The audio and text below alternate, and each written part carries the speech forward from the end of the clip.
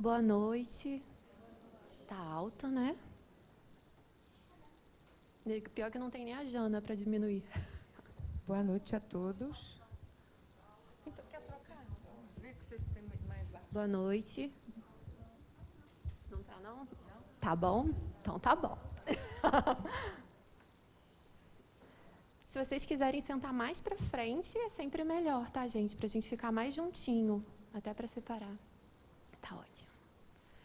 Vamos começar fazendo o evangelho hoje. Acho que já está todo mundo aqui.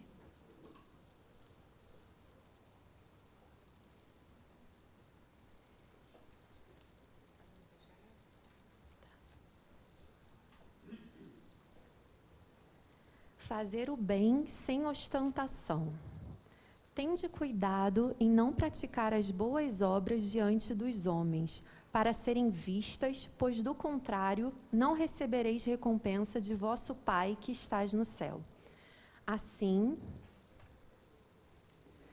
quando derdes esmola, não trombeteis como fazem os hipócritas nas sinagogas e nas ruas, para serem louvados pelos homens.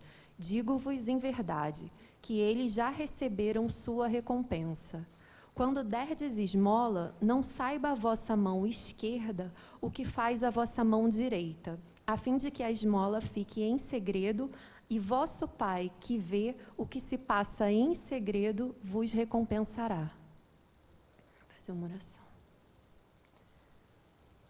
Senhor, nos abençoa na noite de hoje. Abre as nossas mentes, abre os nossos corações, que a gente possa compreender esse bem maior que aqui habita, que Ele possa nos preencher e nos inundar, fazendo com que essa hora que nós passamos aqui, vamos passar aqui no seja enriquecedora. Obrigada por mais um dia de curso, que seja proveitoso. Graças a Deus.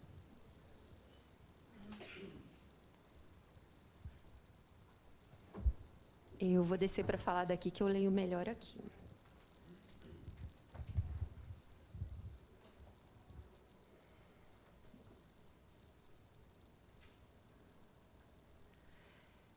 Então, a aula de hoje. A gente voltou um pouquinho para falar de Allan Kardec.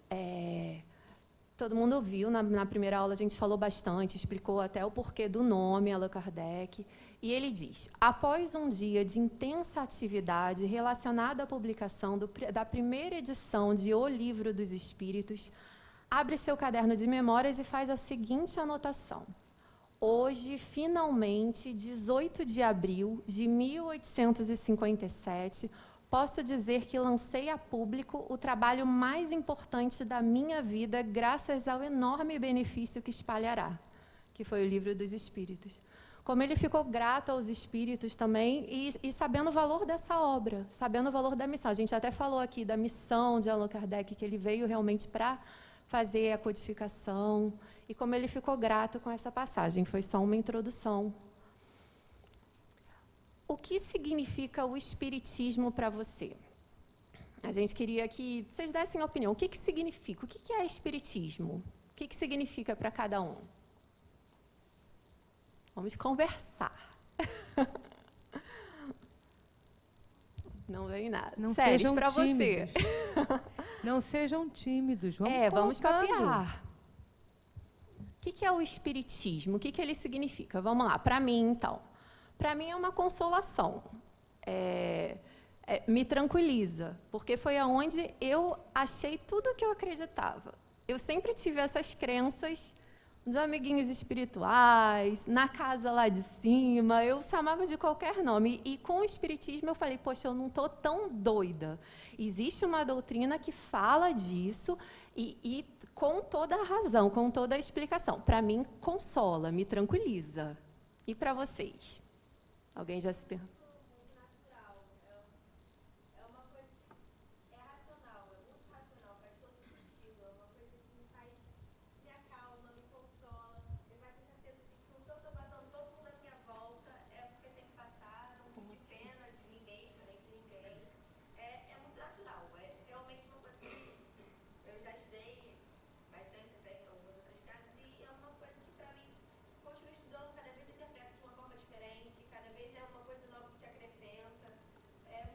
Maravilhoso. Todo mundo escutou, né? Mais alguém?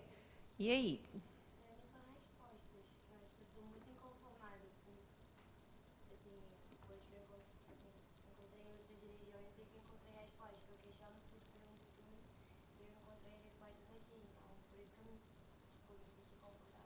Todo mundo escutou? Ela falou que encontrou as respostas, que ela tem muitas questões, perguntas, e aqui ela encontrou as respostas, que é a doutrina das perguntas. O livro é das perguntas. Mais alguém, gente? Vamos sempre fazer esse questionamento. Por que vocês estão aqui? Por que estão... O que significa o Espiritismo para vocês? Vários questionamentos que pode ser de todo... São meus, muito. Mas vamos ver se alguém se identifica. De onde eu vim ao nascer? Para onde irei depois da morte? O que há depois dela? Por que uns sofrem mais do que os outros? Por que uns têm determinada aptidão e outros não? Por que alguns nascem ricos e outros pobres? Alguns cegos, aleijados, débeis mentais, enquanto outros nascem inteligentes e saudáveis. Por que Deus permite tamanha desigualdade entre os seus filhos?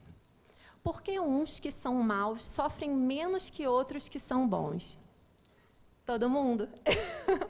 Todo mundo já se perguntou, acho que tudo isso aqui, não? Vamos tentar dar uma passadinha, vamos conversar um pouco sobre isso hoje. Se são dúvidas comuns. De onde vim a nascer, para onde irei, o que há depois... A gente tem falado muito dessas coisas, mas vamos lá numa que eu acho importante, assim, interessante, é uma dúvida comum.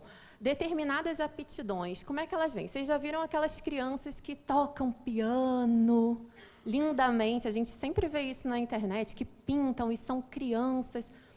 Será da onde que vem aquilo? Provavelmente da outra vida, né? A gente sempre se pergunta isso. Por que uns nascem ricos e outros tão pobres, tão miseráveis? Já se perguntaram?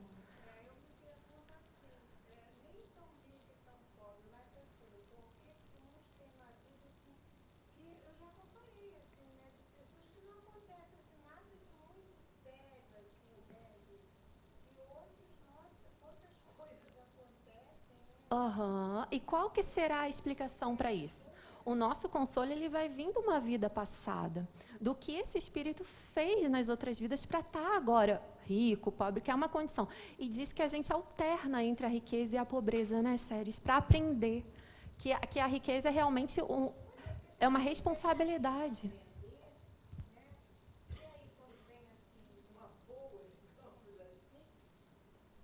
Olha só, deixa eu falar uma coisinha para vocês. O aprender é algo muito diverso. A gente precisa aprender a desenvolver uma série de potencialidades. E a gente só aprende vivenciando situações diferentes. Como é, por exemplo, que a gente ia valorizar a saúde se a gente não tivesse experimentado a doença?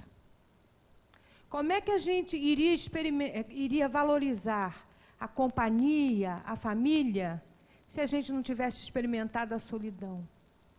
Como é que a gente ia vivenciar o equilíbrio, digamos assim, valorizar no sentido do compartilhar, do doar, do ser partícipe, do ser fraterno, né? Ter esse movimento dentro de nós, se a gente não tivesse passado pela solidão, pela penúria, pela falta. Então, situações existem na nossa vida, não é como castigo. Porque às vezes a gente pensa assim, eu aprontei na outra, eu venho aqui para pagar. Não é assim. A gente vem aprender, vivenciar determinadas situações para a gente interiorizar aquilo.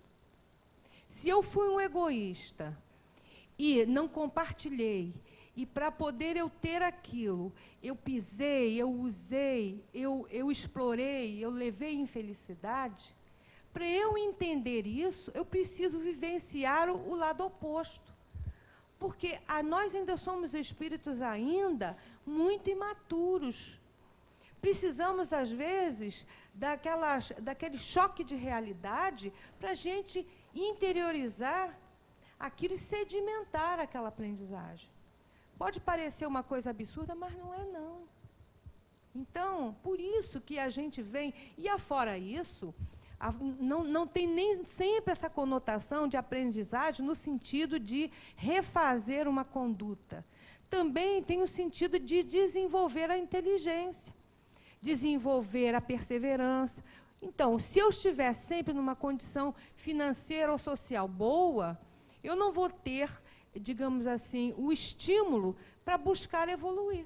Eu me acomodo. Então, se eu preciso lutar, através dos tempos, eu vou desenvolver na minha inteligência, desenvolver na minha perseverança, vou desenvolver na fé em mim mesmo, a confiança em mim, vou desenvolvendo a humildade de buscar ajuda e aceitar. Então, quantas coisas a gente desenvolve.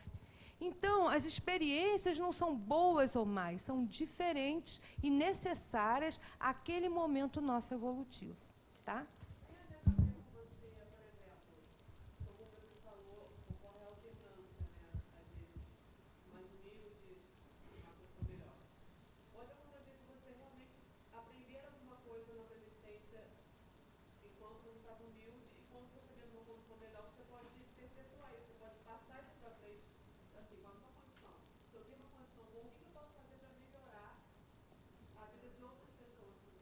Sim, com certeza. E quando repete a pergunta.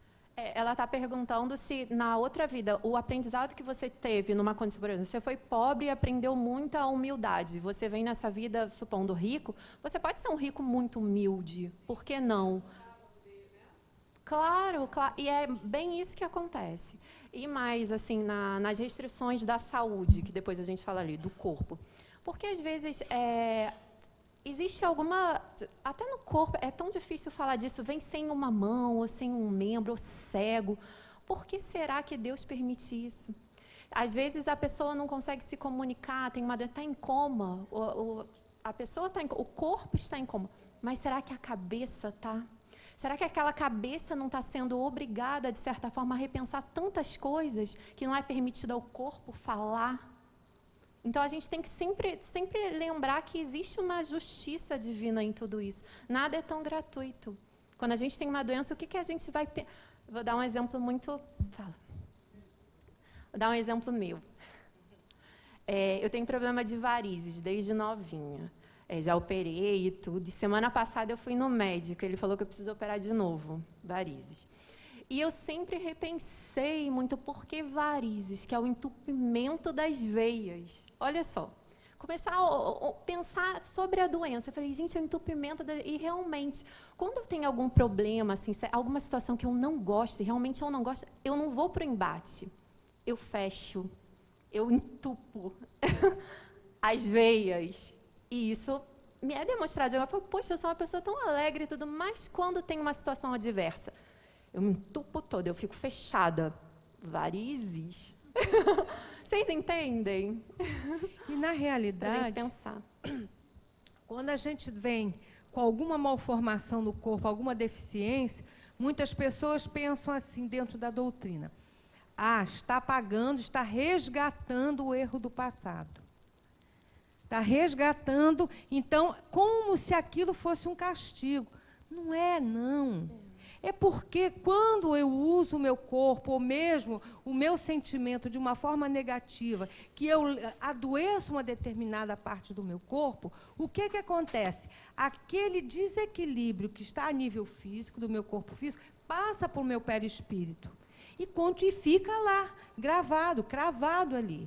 Então, quando eu voltar de novo num novo corpo, todo aquele desequilíbrio vai escoar para o meu corpo físico.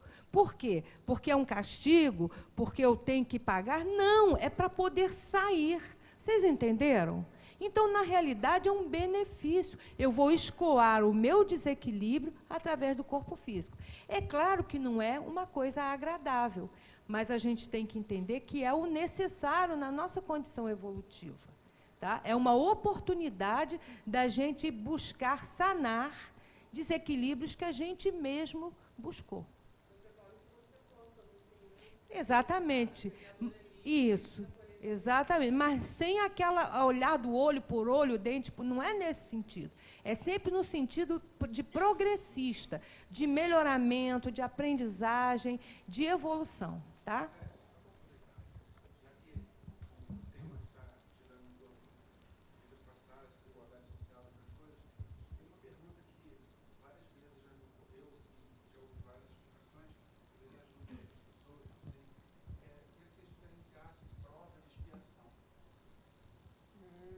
Essa é com a séries. Olha só, vamos lá. Eu, nesta reencarnação, eu utilizei mal, por exemplo, vamos ver,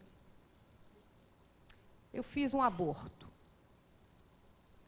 Não tinha condições de criar, era imatura. Não estou julgando, estou exemplificando. Eu desequilibrei o meu corpo físico naquela parte e desequilibrei o meu perispírito. Tá? Então, o que acontece? Na próxima reencarnação, eu venho com aquela parte do meu corpo que vai absorver o desequilíbrio do meu perispírito, do meu corpo espiritual, e eu vou ter qualquer complicação ali. E essa complicação é geralmente acompanhada de dor. Então, o que é expiação? Expiação é a gente recompor, refazer, consertar, entre aspas, um desequilíbrio que a gente buscou por uma atitude que não foi uma atitude equilibrada, uma atitude saudável. Geralmente é acompanhado de dor. Tá? E o sofrimento vai ser de acordo com como cada um vai encarar aquela dor. Pode encarar numa boa, ou pode encarar muito mal e sofrer pra caramba. Porque o sofrimento é subjetivo, a dor não. Prova. Eu já passei por aquela situação, eu aprendi a vivenciar aquilo, né, com aquela experiência, eu volto numa determinada situação parecida para ver se eu vou repetir a atitude de antes ou eu vou fazer diferente. Nem sempre é acompanhado de dor. Deu para entender? Tá? Então, digamos assim, prova. Eu sou uma pessoa muito humilde, passando grande necessidade material, engravido, sem poder. Eu tenho um bando de filho, como é que eu vou sustentar mais um se está tão difícil? Eu posso sentir a vontade de abortar. Mas não, não vou fazer não. Onde come 3, come 4. Superei a prova. Vocês entenderam? A diferença? Tá? Eu dei um exemplo simples, sem nenhuma conotação aqui de crítica. Eu estou somente analisando. Quem sou eu para poder criticar quem quer que seja? Mas é tipo assim. Então, a expiação sempre acompanha, quase sempre acompanhada de dor, seja emocional, seja física. Agora, a prova nem sempre. Tá? Vamos ver aqui o outro. Então, são várias perguntas que, em geral, todo mundo que vem para o Espiritismo se faz. Tem explicação, cada uma tem uma explicação. Não é uma regra, mas a gente sempre busca uma explicação. A doutrina dá esse consolo, sim.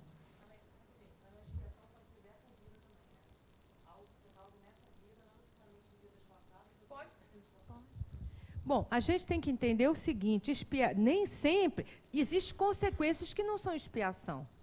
Por exemplo, eu fumo a beça, uso muito, né, do cigarro, fumo, arranjo um câncer de pulmão, ou então um enfisema pulmonar. Não é expiação, não, é consequência do que eu fiz. Agora, na próxima reencarnação, se eu nascer com um problema nessa área, e isso vai me trazer sofrimento, eu estou escoando aquilo, mas é um processo expiatório. Ou tipo assim, eu fui uma pessoa muito poderosa, que pisei, humilhei, fiz e aconteci. Na próxima, eu nasço lá na África, passando aquele sufoco que os nossos irmãos estão passando, com dor, com sofrimento. Expiação. Para eu aprender a situação, aprender com aquela experiência. Próxima reencarnação, eu venho de novo, Eu estou chutando exemplos, hein, gente? Não é que seja exatamente assim, tá? Eu venho de novo numa condição econômica favorável. Eu vou aprender peraí, eu vou compartilhar, eu vou ajudar. Eu aprendi. Ou então eu continuo exatamente igual. Eu não aprendi. De novo, expiação. Tá? E é interessante a gente pensar nisso. A África é um exemplo maravilhoso, né? Você fala, como que Deus permite? São crianças passando tanta fome. Amplie um pouco a mente. O que será que não viveu na vida passada? Enfim, é triste, é muito triste. Cabe a gente ajudar. Não é para deixar, deve ter feito muito mal, sofre aí. Não. Cabe a gente ajudar. Mas tem um porquê. Não existe a injustiça.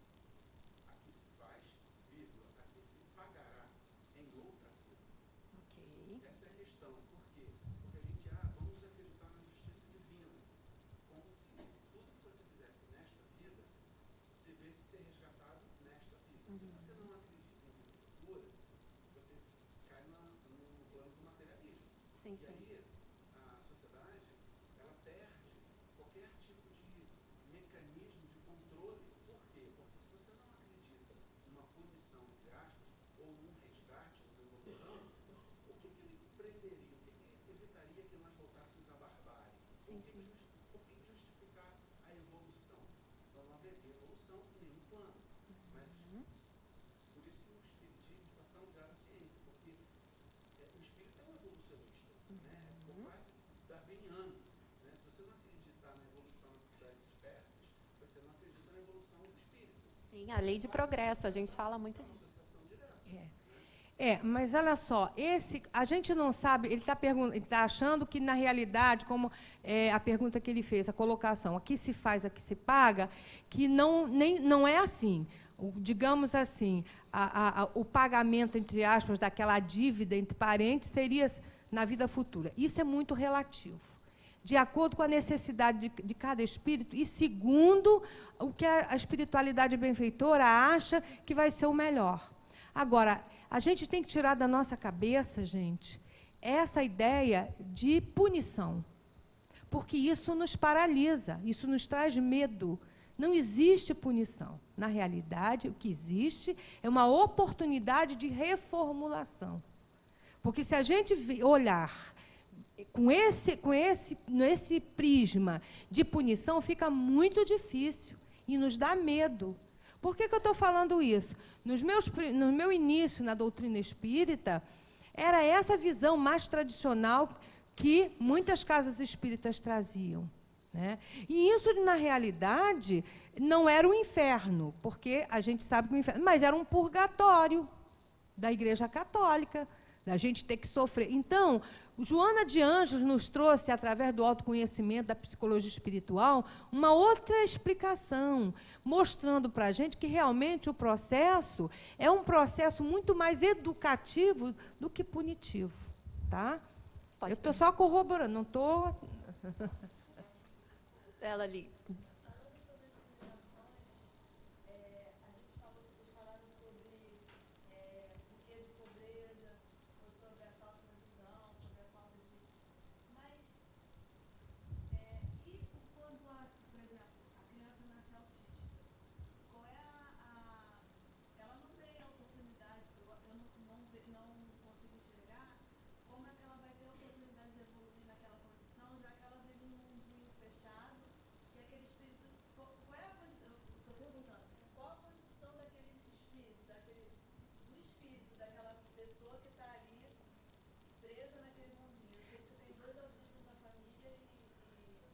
Eu acho que assim, né, Séries, dá para ampliar um pouco a visão. Será que ela vive num mundinho fechado? Será que para a gente não é um mundinho fechado, mas para ela é um super mundo? Ela está no dela. Então, a gente tem que ampliar um pouquinho a visão do que a gente está vendo. Talvez não seja uma criança tão sofredora como a gente imagina, ela está no mundo dela.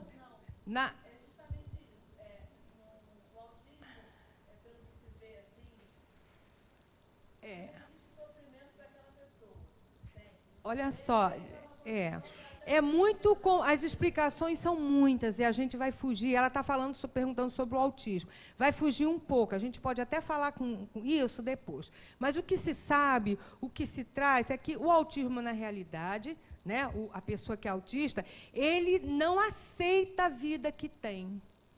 Ele se revolta com aquela condição que ele traz lá de trás. Então, como eu não aceito, eu me fecho. Eu não quero esta vida, eu não quero esta reencarnação. Muitas vezes também não é uma regra. Sempre, não é uma regra, mas pode ser também. Então, o que acontece? Mas ele evolui. Não existe uma reencarnação que não tenha a possibilidade da evolução. Mesmo aqueles espíritos que estão ali com paralisia cerebral, que estão ali paradinhos, o que está acontecendo? Eles estão evoluindo, eles estão expurgando o desequilíbrio. E isso é o quê? Uma evolução. Gente, se a gente também...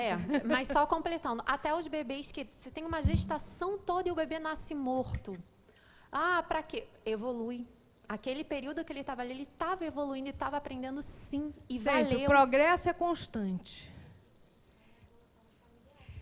Com certeza, a evolução em conjunto para os familiares. Tá.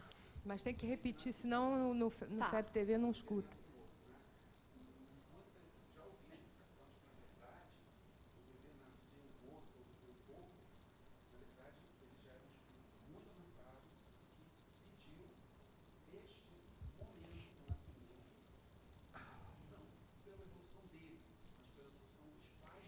Também, né? Pode ser. São muitas as explicações, muitas. Eu acho que se a gente entrar por esse campo, ele está perguntando a respeito de se o natimorto, né, o neném natimorto, se é uma oportunidade, se às vezes é um espírito bastante evoluído, que já tem algum grau de evolução razoável, e que ele vem para poder, digamos assim, servir de experiência para a aprendizagem dos pais.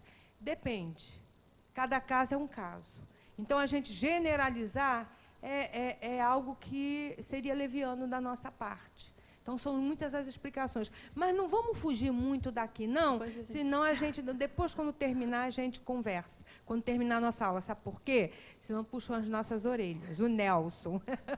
Fundamentos básicos do Espiritismo. Só reforçando o que a gente já tem falado. A existência de Deus, a imortalidade da alma ou do espírito, a reencarnação pela lei de ação e reação, a comunicabilidade dos espíritos com a gente, no nosso meio, e a pluralidade dos mundos. Agora aqui, eu vou trazer o que você me perguntou, né? Na aula passada, no final, a nossa amiga perguntou sobre os mundos, que existe uma evolução também dos mundos, e ela me falou da classificação, eu não sabia dizer direitinho a ordem. Vamos lá, são 5. Mundos primitivos, mundos de expiação e provas, que somos nós, que é a Terra, mundos de regeneração, que é para onde a terra está virando um mundo de regeneração, mundos ditosos ou felizes e mundos celestes ou divinos. É importante a gente dizer que todos os mundos também seguem a lei de progresso, ou seja, a Terra já foi um mundo primitivo e, com certeza, será um mundo divino, um mundo perfeito. Os habitantes que podem sair daqui para outros lugares, a gente fala muito de capela, mas não vamos entrar nisso, né, Sérgio? Mas, que é uma história... Mas eu acho até que a gente vai falar disso depois, né? Decaídos de um outro mundo, só dando uma abrangente. Mas a Terra é um mundo de prova e expiação e ela está em evolução também. Vamos ver se os habitantes daqui evoluem juntos ou não, mas o planeta ele vai evoluir de qualquer forma, nas classificações.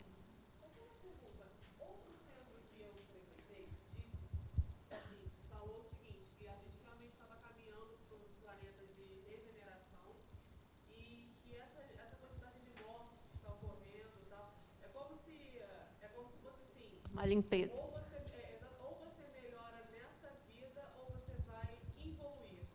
Isso não existe evolução. Vai continuar naquele planeta de provas de expiações e o mundo de regeneração.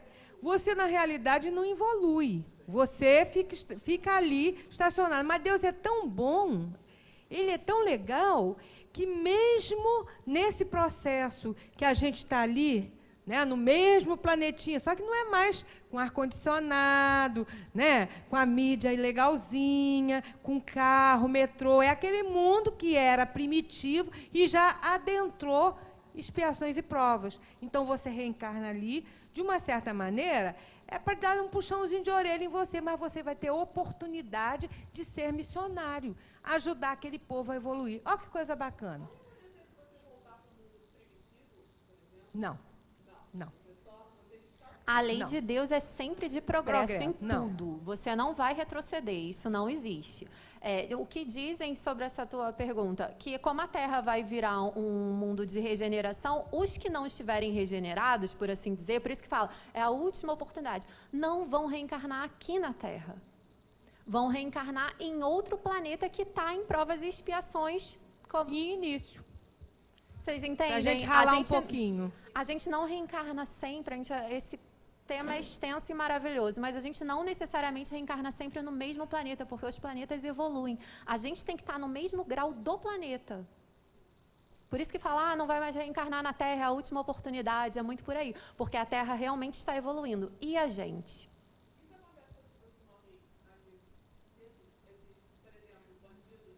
Não, não, cada caso é um caso, querida. Ela está perguntando se bandido, traficante, se é um caso. Cada caso é um caso. A gente afirmar alguma coisa, a gente sabe que determinados espíritos encarnados, que realmente são espíritos teimosos, né? Que orgulhosos, que não abrem mão dessa inferioridade que eles mesmos se permitem, não tem jeito, porque eles vão ficar completamente distoantes num mundo de regeneração. Porque o mundo regenerado, o mundo de regeneração, o bem prevalece. E hoje a gente ainda vê que o mal está muito forte, né? A gente vê isso na sociedade. E nesse mundo que a Terra vai se tornar, está na passagem, a gente não sabe quando, é um mundo onde prevalece o bem. Então, quem é traficante e tal, provavelmente não vai estar entre esses. Que não há sintonia. Fala.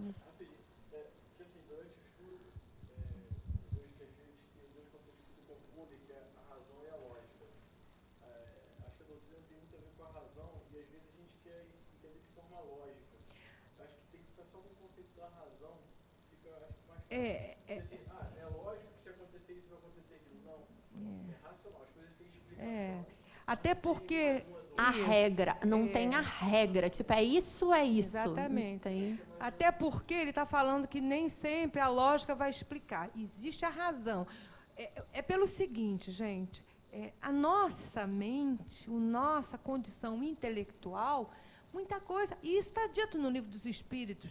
Os espíritos, às vezes, até perdem um pouco a paciência com Kardec, porque ele é teimoso, ele pergunta, mas está certo, tem mais que perguntar. Então, o que acontece? Muitas coisas vocês não têm condição de entender, dá só alguma sim. A gente vai falar até isso aqui. É isso aí. Vamos seguindo aí.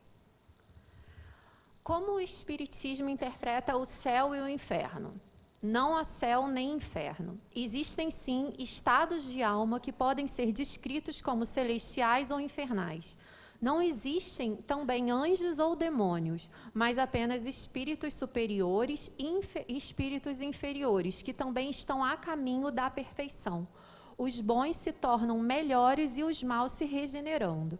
Deus não se esquece de nenhum dos seus filhos, deixando a cada um o mérito das suas obras. Somente desta forma podemos entender a suprema justiça divina. Entendido isso? A gente vivencia verdadeiros infernos aqui. Quando a gente procura. E viver verdadeiros infernos não é a gente passar pela experiência de aprendizagem. É a gente tornar aquela experiência de aprendizagem com revolta, com não aceitação, com não buscar aproveitar, tornar uma coisa extremamente odiosa e desagradável. E, em outras vezes, a gente procurar determinados tipos de vida. Por exemplo, né, Os nossos irmãos que são alcoólicos ou dependentes químicos, quando eles não conseguem, não se permitem, é um processo bastante trabalhoso, não nos cabe julgar. Mas quando eles não se permitem entrar em recuperação, eles vivem um inferno em vida. Então, isso é que é inferno. Muitos espíritas têm ainda um inferno particular, chamado umbral. Então, dizem assim, se eu não fizer isso direito, eu vou para o umbral. Gente, não existe um lugar que a gente vá para lá se não for bonzinho. Na realidade, existe sintonia. Ninguém nos manda para lá ou para cá. A gente vai por sintonia. Pelo tipo de atitude, pelo tipo de pensamento, pelo tipo de energia que a gente tem. Então, tem que acabar com esse pensamento de que se a gente... Será que eu vou para o umbral? Será que eu vou para o... Então, é o mesmo pensamento das igrejas tradicionais. Será que eu vou para o inferno ou será que eu vou para o céu? Então, na realidade, cada um vai para o local, para o nível, para a dimensão que se sintonizar. É de acordo com o seu estado, como a gente falou, você vai morrer, vai fechar o olho e vai abrir. Você é você, da mesma forma. Se estava amargurado, se estava ruim, cheio de vícios, vai abrir o olho, no mundo espiritual vai estar amargurado, cheio de vícios e tal. É como você estava. Eu acho interessante falar aqui que todos os espíritos, vocês viram, também estão a caminho da perfeição. Todos estamos, isso é bom sempre frisar, seguindo a lei de progresso de Deus. Não existem pessoas mais e boas, existem inclinações, mas os maus também vão virar bons espíritos. É assim que a gente acredita. Até porque aqueles que neste momento são chamados de maus espíritos foram criados da mesma maneira que todos nós. E tem dentro deles a potencialidade do amor. Só que eles ainda não se permitiram vivenciar, exteriorizar, tomar conhecimento dessa potencialidade. Pode falar.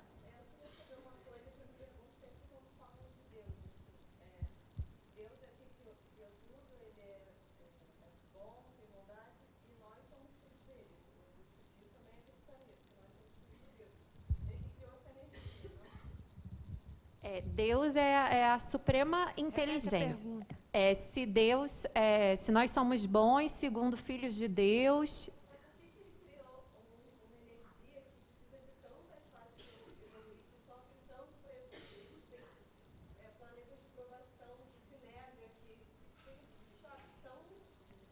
Por que Deus permitiu, que ela está perguntando de certa forma, por que Deus permitiu a tristeza, a maldade, ainda as coisas ruins, para ter uma evolução? É isso, Deus mais ou menos? menos? Deus não tem nada a ver com isso. Não. Deus não... Presta atenção, gente. Vocês estão confundindo Deus com a criatura. Deus não tem nada a ver com os nossos sentimentos e pensamentos. Ele nos fez individuais e com livre-arbítrio. Séries, eu acho que a pergunta foi por que Deus criou seres imperfeitos, mais ou menos isso?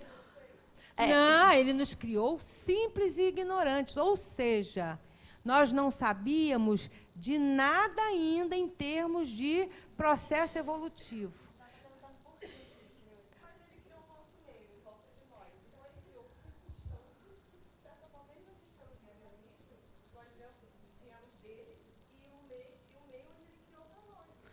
O que seria circunstância ruim? Tipo, o fogo. O fogo pode ser bom, o fogo pode queimar, mas ele pode... Isso é a circunstância da gente se negar e tal. Esse é o nosso livre-arbítrio. Nosso livre-arbítrio. Não, vamos debater.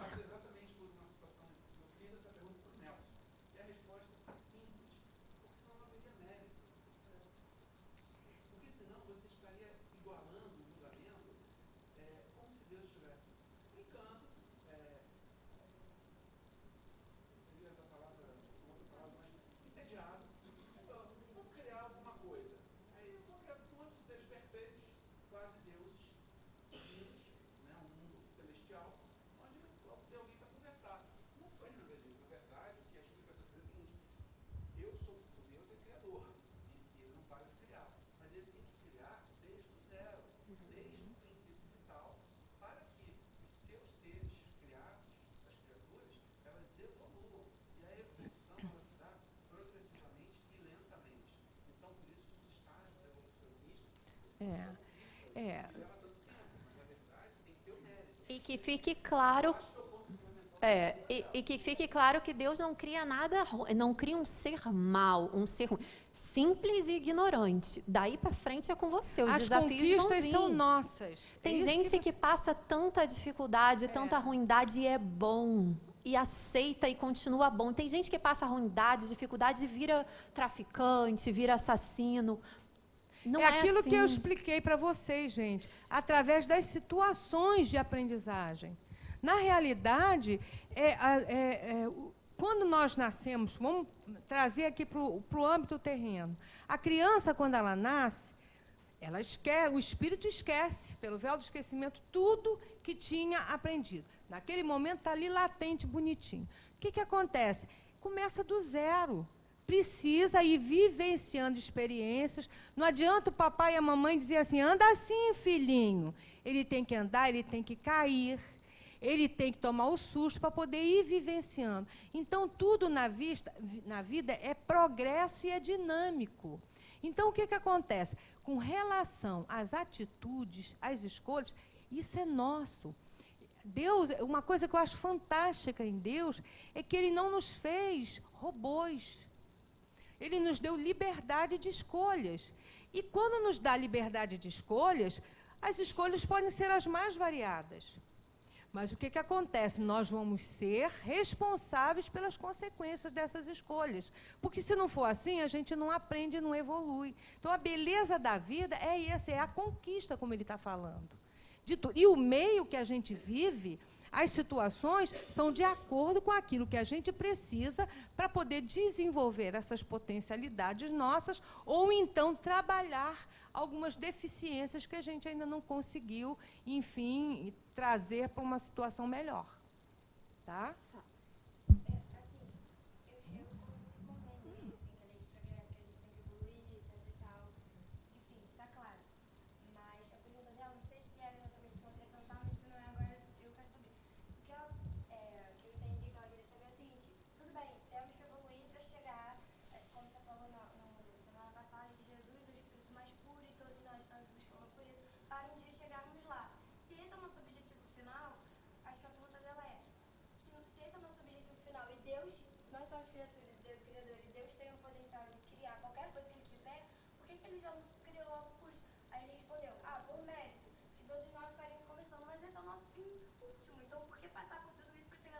Sim, mas senão não teria mérito. Vocês escutaram? Você, na realidade, é muito cômodo. A beleza da vida são as conquistas.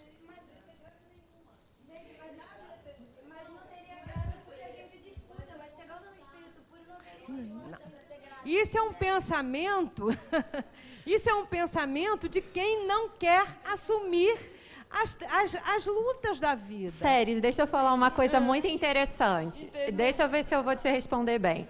Eu, estudando os mundos, tive essa mesma questão. Eu vi uma palestra de uma senhora, não vou me lembrar nunca o nome, hoje na internet. E ela falava assim, por exemplo, no mundo celeste ou divino, o mundo de Jesus. Gente, que chatice, né? Porque todo mundo perfeito, os espíritos maravilhosos. Sim, mas qual o grau de evolução que teria num mundo perfeito? Qual é a lei de progresso no mundo que já é maravilhoso, que já é perfeito? E interessante, ela dizia que, por exemplo, fácil da gente compreender, Jesus habitava um mundo divino, ele é um espírito puro. Qual foi a missão dele? Sair do mundinho perfeito e encarnar na Terra.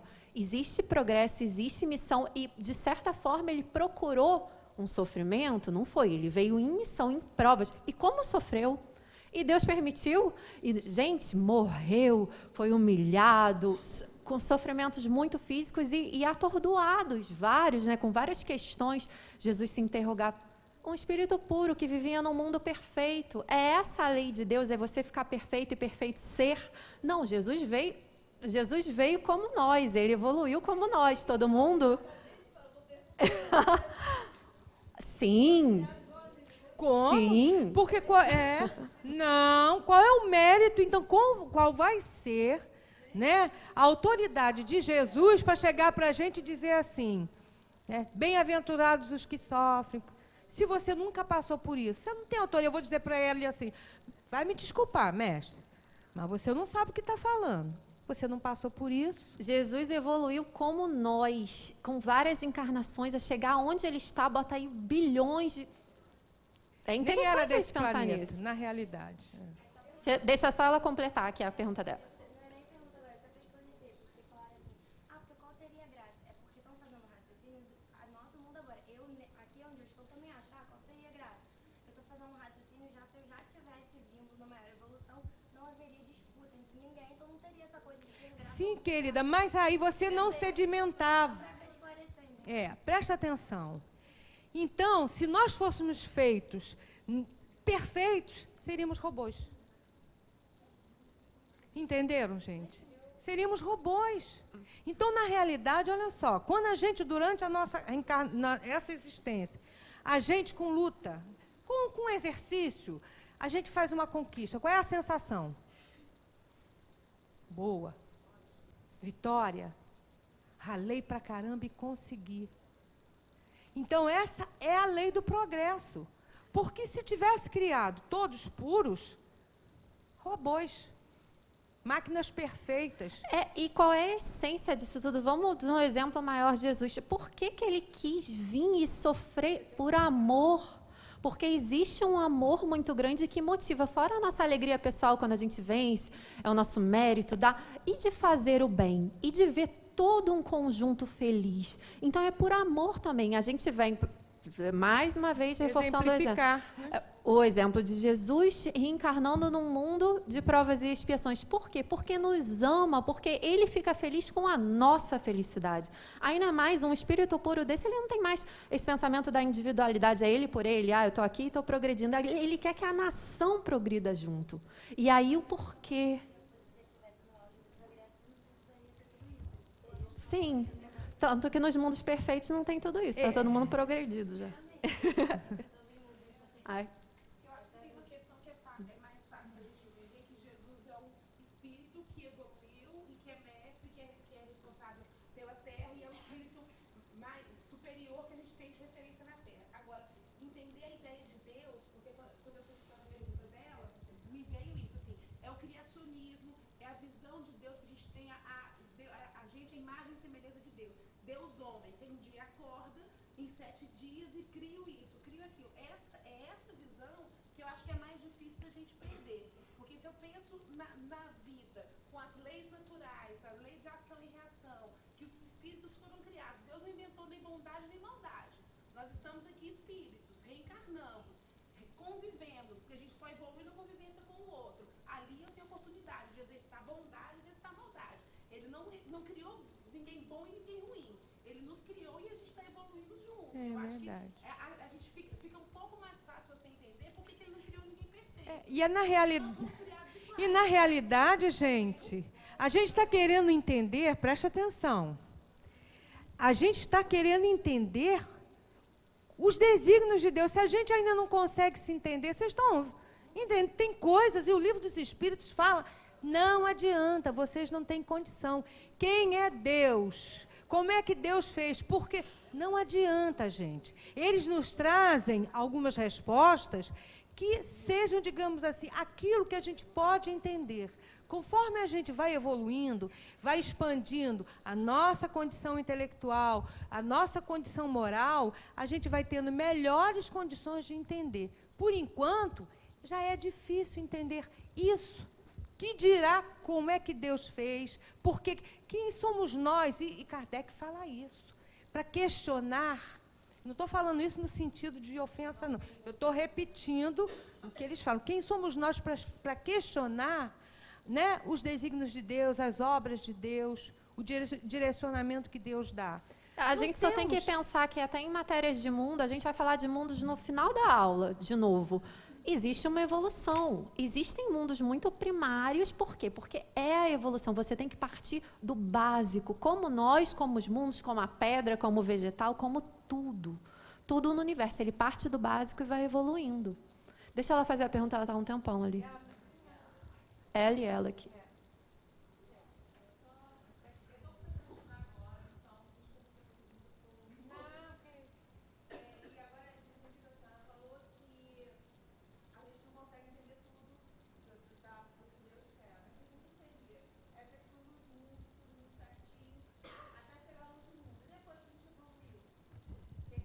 A evolução é infinita. Preste atenção. Jesus é o espírito mais evoluído que a gente conheceu. Eu não sei se Jesus é o espírito mais evoluído que existe. Quando chega no mundo dos espíritos puros, continua a evoluir. A evolução é infinita. A gente não sabe aonde para. Não existe esse limite aonde para. Jesus está evoluindo, provavelmente ainda está evoluindo muito, mas até aonde? É o infinito. É Ele muito é um exemplo E para pensar nessa coisa do infinito realmente é muito complicado, mas é. Ela repete. Ela perguntou aonde é o limite, que os mundos vão evoluindo, mas até aonde? Onde seria esse limite da perfeição? A gente não sabe. A gente tem o limite de Jesus. Espírito perfeito no mundo perfeito. Que vem depois. Claro.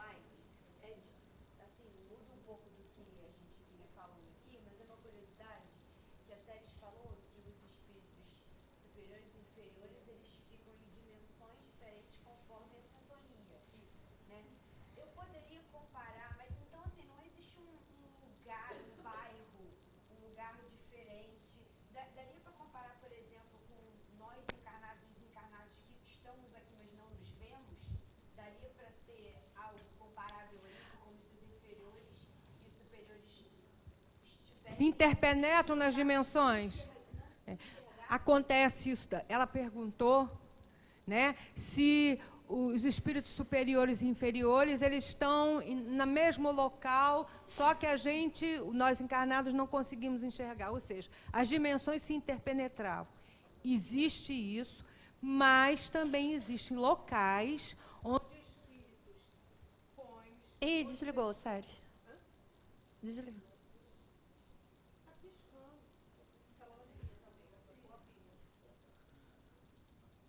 E agora?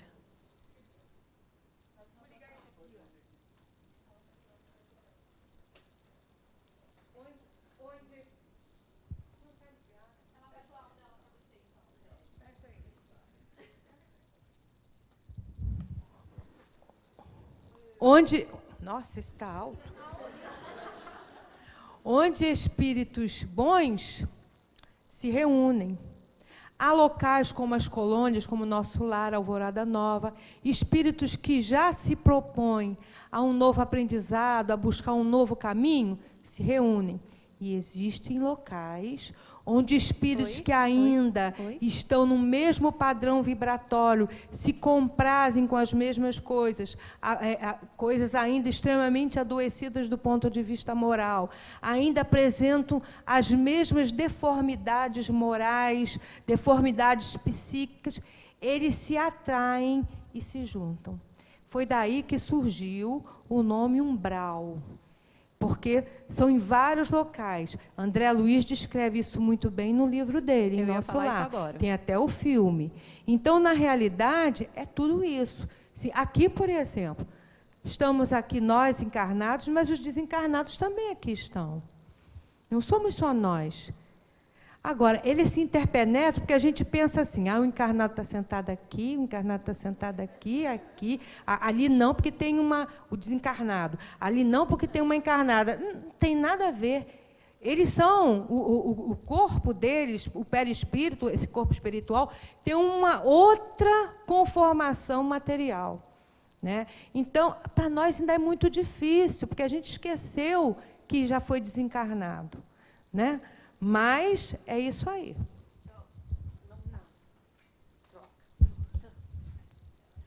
Mas eu tinha entendido primeiro a sua pergunta, era no mundo espiritual. Era isso. Existem cidades super organizadas, isso fala na literatura de André Luiz e Robson Pinheiro, que você lê também, né? E é fantástico. Mas ele fala muito das sociedades do mal. Eles ficam em áreas determinadas, sim. Por que o Espiritismo realça a caridade? Porque fora dos preceitos da verdadeira caridade, o espírito não poderá atingir a perfeição para a qual foi destinado. Tendo-a por norma, todos os homens são irmãos e qualquer que seja a forma pela qual adorem o Criador, eles se estendem as mãos e se entendem e se ajudam mutuamente. Ih, sérios agora? Mas, vamos falar assim dividido. Mas isso é muito interessante. Isso é muito interessante, porque é o exercício do amor e pronto. Porque a gente fala, por que um veio rico? Por que o outro veio pobre? Para exercer a caridade, de certa forma, e de uma maneira muito mais ampla. Bota aí a humildade, de você poder acolher o irmão, de você poder dar as mãos. É muito do que a gente faz aqui no trabalho do Seara. Né, Séries, o quanto isso é importante para evoluirmos todos juntos. Porque a gente fala muito que a gente evolui em grupo, existe, claro, a evolução individual, mas a gente tem que dar as mãos para ir o grupo junto. Que bom seria, né? E esse é o objetivo final da caridade, que a gente possa se ajudar para estar todo mundo mais ou menos no mesmo nível. E dizem que esse grupo aqui, que é o mesmo que reencarna num outro planeta, que é o mesmo que vem. Então, é interessante a gente sempre se ajudar mesmo. Que triste seria um ficar para trás do nosso grupo, não é mesmo? Então, é dar as mãos nesse sentido. Os grandes serão rebaixados e os pequenos serão elevados. A Séries falou isso na palestra de hoje até. É assim que aquele que foi o primeiro na terra pode vir a ser lá um dos últimos. Aquele diante de quem curvávamos aqui a cabeça pode, portanto, vir falar-nos como mais humilde operário, pois que deixou com a vida terrena toda a sua grandeza. E um mais poderoso monarca pode achar-se lá muito abaixo de seus soldados. A gente já falou bastante disso, né? Que não tem nada a ver a pessoa ter tido uma encarnação super rica, ou ser um rei, ou ser um presidente, vamos botar para os dias de hoje. Que lá no céu, né, lá na outra vida, vai ser ovacionado, e absolutamente a gente sabe que não tem nada a ver. E uma pessoa humilde, muito pobre, muito simples, chega no reino de Deus, vamos supor, na colônia espiritual, e é super respeitado. Não existe essa regra. Quer falar um pouquinho, Sérgio?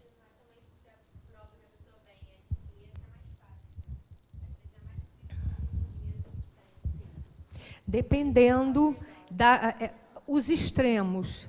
A riqueza é perigosa, porque, sim, abre, né, caminho para aquelas pessoas que, por interesse, por conta da sua dificuldade, do apego, o mesmo apego que você pode ter às coisas materiais, ao mundo das ilusões e das formas, essas pessoas também têm, então lhe buscam para tirar proveitos. Então, na realidade, você está sempre desconfiado. E o dinheiro em excesso nos abre muitas portas, nem sempre portas sadias. E quando você... Olha só a beleza da dificuldade do desafio. Quando você tem tudo a seu dispor, se torna um tédio.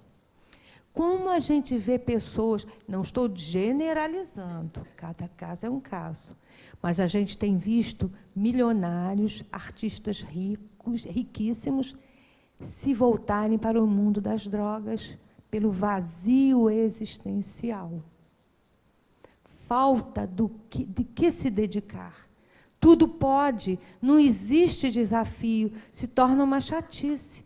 Se ele não tem um preparo, porque, como eu falei, nem todo homem rico, nem toda mulher que tenha fortunas, tem um atraso espiritual. Aquele que sabe gerenciar direito vai criar empregos, vai ajudar, vai formar entidades de ajuda, ele vai movimentar aquela sua riqueza em prol de si, sim, claro, mas principalmente em prol do outro. Não é dando esmolas, mas é dando emprego, é estimulando a educação, é ajudando no progresso dos seus iguais, do seu próximo. O que era outro negócio que ela perguntou? E a miséria é muito difícil, porque você se revolta. E se você não tiver uma estrutura emocional firme, de caráter, você pode, inclusive, se prostituir. Não estou falando só prostituição em termos de sexo. Prostituição em termos de você virar soldado do tráfico, né? Laranja, como ele falou, ou se prostituir mesmo, do ponto de vista sexual, entrar para o mundo do crime, se você não tiver uma estrutura. Então, o meio termo é que é mais fácil de a gente administrar. Agora, as situações limítrofes é dureza. Só acrescentar uma coisa, também tem gente, muitas pessoas com aversão à riqueza. A gente também não vê isso? Eu vou dar tudo, não quero nada e vou viver na pobreza. Também não é por aí. Se Deus te deu a riqueza de certa forma, te botou numa família, qual é a responsabilidade desse dinheiro? Como a Séries falou, de você repartir, de você gerar empregos, enfim, de fazer o bem. Será que é por aí você doar tudo e viver como um mendigo? Às vezes a gente vê isso, as pessoas estão enlouquecidas, vou largar e não vou mais consumir e não vou... Será que é por aí? Coisa a pensar, né? Vou desapegar de tudo e não quero um dinheiro.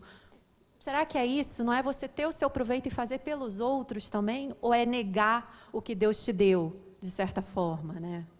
Que veio através do seu trabalho, da sua família, enfim. Por que a fé raciocinada? A gente vai ter que dar uma corrida, Séries. Por que a fé raciocinada? A fé sem raciocínio não passa de uma crendice, ou mesmo uma superstição. Além de aceitarmos alguma coisa como verdade, devemos analisá-la bem. Que é muito do que a gente faz aqui, analisar, não é aceitar de cara, não há necessidade disso. Tem gente que já tem dentro do coração muito bem, já tem essa crença, já veio.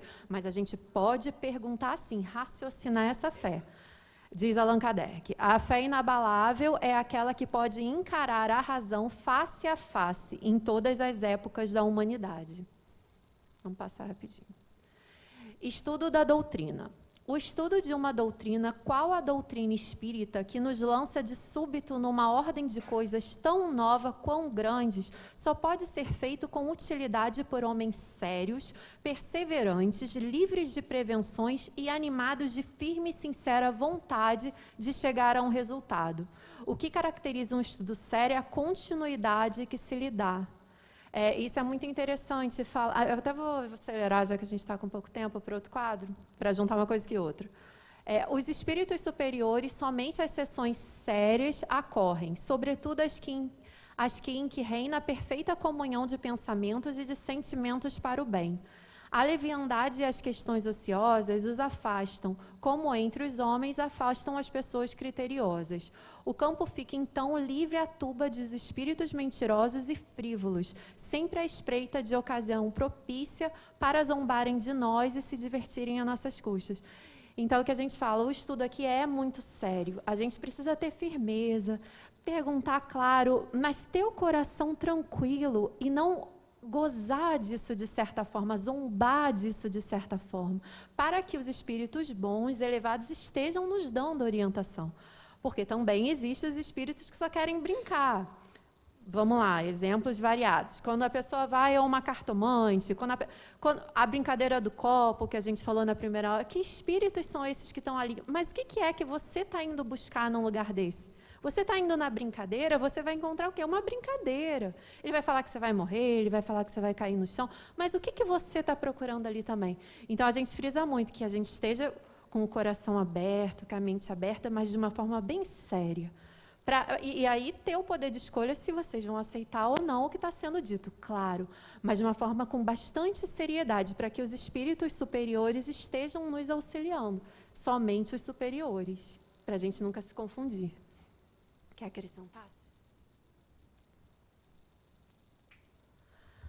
Doutrina espírita, o Consolador prometido. Ainda tenho muito que vos dizer, mas vós não podereis suportar agora. Foi logo o começo da nossa aula, né? A gente falou bastante disso.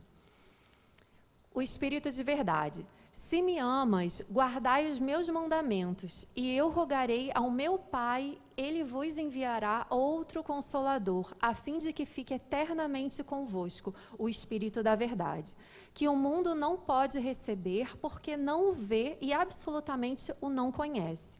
Mas quanto a vós, conhecê-lo-eis, porque ficará convosco e estará em vós. Porém, o Consolador, que é o Espírito, o Santo Espírito, que meu Pai enviará em meu nome, vos ensinará todas as coisas e vos fará recordar tudo o que vos tenho dito.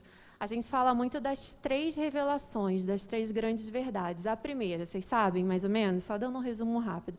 Moisés, com os 10 mandamentos, que todo mundo viu bem até na novela. A segunda grande revelação veio por Jesus, explicando... Moisés foram mais as leis de Deus, né? Muito firme. Jesus mostrou mais a convivência entre os homens, a aplicação, por exemplo, aqui na Terra. E qual é a terceira grande revelação? É o Espiritismo, é o Consolador. E por essa frase dita por Jesus, a gente vê, ele diz que, porque ficará convosco e estará em vós. Não é uma pessoa, isso é interessante, eu estive estudando, porque as 2 outras revelações foram pessoas, indivíduos, Moisés e Jesus, e agora é uma doutrina, é o conhecimento que em nós habita e vai estar para sempre. Isso é muito consolador. Vamos lá. Para que serviria este Consolador? Esse Consolador serve... Isso é chuva, gente? Estou achando que eu estou escutando... O Consolador, como Espírito da verdade, teria, pois, de dar ao homem o conhecimento da sua origem, da necessidade de sua estada na terra e do seu destino, espalhando por todo lado a consolação que advém da fé e da esperança. Isso é muito legal, que remete à primeira questão da aula, que a gente perguntou, o que é o Espiritismo para você? E eu falei, para mim é uma consolação, a gente até falou... Me acalma, me dá uma fé, que as coisas tenham sentido. E é o que veio fazer o Espírito da verdade. É ensinar, é esclarecer, é dar calma. É bem do que Allan Kardec está dizendo nesses itens. Eu não sei se vocês estão lendo os itens, que a gente está, porque a gente está seguindo muito direitinho essa ordem. O conhecimento espírita abre-nos uma visão ampla e racional da vida, explicando-a de maneira convincente e permitindo-nos iniciar uma transformação íntima para a melhor. Importante falar aqui de transformação íntima, cada um. Se a gente, a série fala, você quer mudar o mundo, a gente quer entender Deus, a gente está falando de coisas tão amplas e dentro da gente, esse mundinho que nos habita. A transformação ela tem que ser íntima, individual, para assim ela contagiar. Isso é muito interessante, né, sério? Quer acrescentar? Vamos seguir. Gente, se vocês tiverem dúvidas, se eu não estiver sendo clara, mas isso tudo a gente já falou bastante. A consideração final que Allan Kardec faz fechando essas nossas 2 aulas, que foram esses itens, depois a gente vai entrar em Gênesis. Considerações finais. Alguns astrônomos, sondando o espaço, encontraram na distribuição dos corpos celestes lacunas não justificadas e em desacordo com as leis do conjunto. Suspeitaram que essas lacunas deviam estar preenchidas por globos que lhe tinham escapado à observação. Observaram certos efeitos cuja causa lhes era desconhecida e disseram: deve haver ali um mundo, porque esta lacuna não pode existir e esses efeitos hão de ter uma causa. Muito interessante. Isso já foi comprovado, os astrônomos viram que existem buracos, por assim dizer, existe a causa ali. E qual é o efeito que eles não estão enxergando? Várias questões abertas daí. Será que existiu um mundo que já se desintegrou e ali ficou o buraco?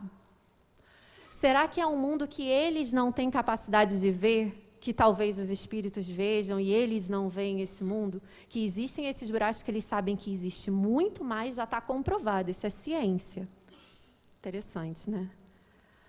Entre o homem e Deus, que imensa lacuna. A razão nos diz que entre o homem e Deus outros elos necessariamente haverá. Como disse aos astrônomos que entre os mundos conhecidos, outros haviam desconhecidos. Então, é o mesmo sentido, nós e Deus. A gente não sabe essa escala, o que está faltando. A gente sabe que é habitado por espíritos amigos, por coisas que a gente não vê. Mas a lacuna está gigantesca para a gente tentar chegar lá. Entende? Você que perguntou bem de Deus.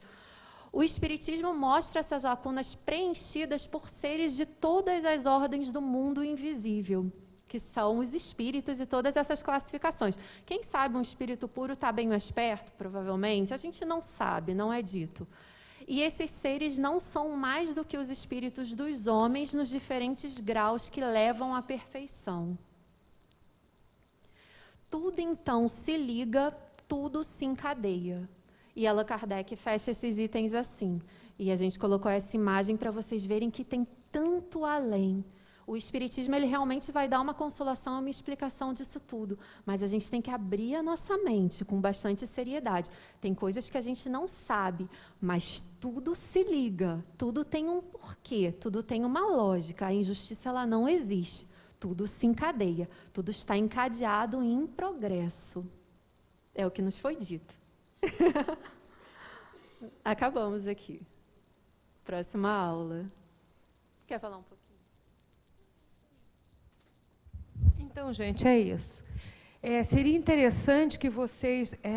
a gente sempre dá o que vai ser o assunto da próxima aula, que vocês buscassem ler, né? Para, inclusive, trazer os questionamentos. Se a gente souber responder, ótimo, porque, na realidade, uma coisa tem que ficar bem clara. Todos nós estamos aqui em processo de aprendizagem. Tá? Estamos aqui aprendendo juntos. Tá bom? Nós estamos nos prolegômenos, é a introdução ainda. É antes de começar, primeiras perguntas.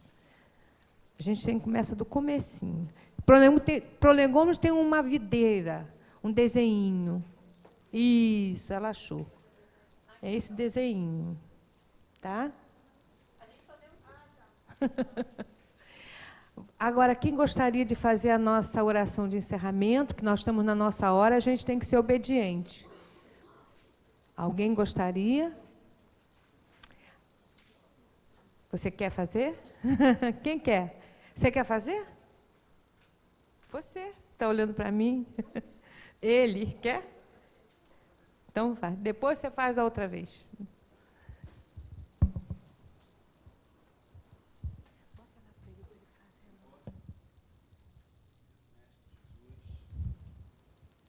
Nós, seus irmãos, aqui presentes na casa de Joana, agradecemos mais uma vez a oportunidade de estarmos reunidos e estarmos recebendo os ensinamentos que são tão necessários à nossa evolução espiritual. Senhor, que possamos nos manter unidos, perseverantes, conscientes e possamos aplicar hoje e no futuro tudo aquilo que viermos incorporar da doutrina espírita no nosso aprendizado, na nossa vida, em prol de nós mesmos e de nossos irmãos, muitas vezes tão mais necessitados do que nós. Temos a consciência que o importante não é o ter, e sim o ser. Por isso agradecemos tudo que recebemos, tudo que merecemos e também aquilo que não nos foi concedido, para que possamos, progressivamente, fazermos por onde merecer. Obrigado, Senhor, que possamos nos encontrar na próxima semana. Graças a Deus.